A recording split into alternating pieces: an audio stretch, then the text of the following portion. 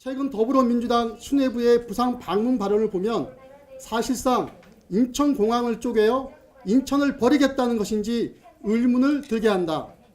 또한 이 발언이 내년 총선을 겨냥한 포석이란 전망은 인천 시민들의 마음을 더 해짓는다.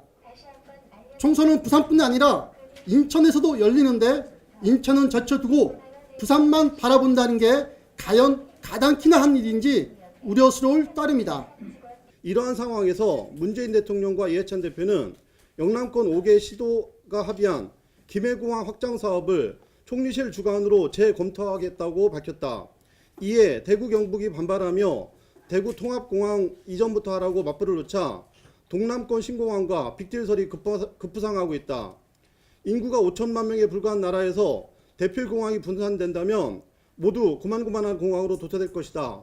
박남춘 시장과 이해찬 대표는 오늘 17일 열릴 인천시와 더불어민주당 간 예산정책협의회에서 한 아세안 특별정상회의 개최지 지지 발언 및 동남권 신공항 재추진 등에 대한 한간의 논란에 대해 해명하고 정부와 여당의 항공정책 및 인천국제공항의 역할에 대한 입장은 무엇인지 명확히 밝혀야 한다. 박남춘 시장과 해당 구청장은 인천국제공항의 경쟁력 차원에서 정부와 여당의 동남권 신공항 재추진에 대한 반대 의사를 분명히 하고 시의회 및 해당 구의회 그리고 민주당 인천시당은 결의문을 채택하여야 한다.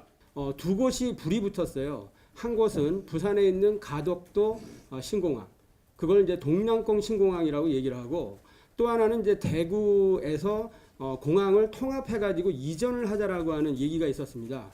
근데 두 지역이 PK, TK가 워낙에 정치력이 있는 동네여서 양쪽이 싸움이 워낙에 심하다 보니까 이명박 박근혜 정부 때 간신히 5개 지역을 불러서 통합해가지고 의견을 모아서 최종적으로 확정한 게 김해 신공항입니다. 그런데 김해 공항을 확장하기로 합의한 마당에, 그리고 또한 예산이 이미 투입돼 있는 상황에서 요번에 내년 선거를 의식했는지 동남권 신공항 얘기를 다시 민주당에서 부채질을 한 겁니다.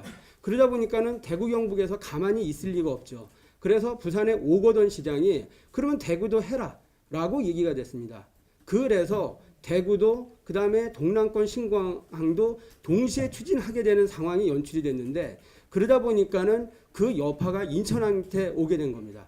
어떻게 왔냐면 지금 인천이 4단계 공항 사업을 추진해야 되는데 두 곳이 예타라도 추진이 되고 용역이 추진되면 예산이 분산될 수밖에 없는 거 아닙니까? 그러다 보면은 인천국제공항의 4단계 사업이 차질을 빚게 되는 겁니다.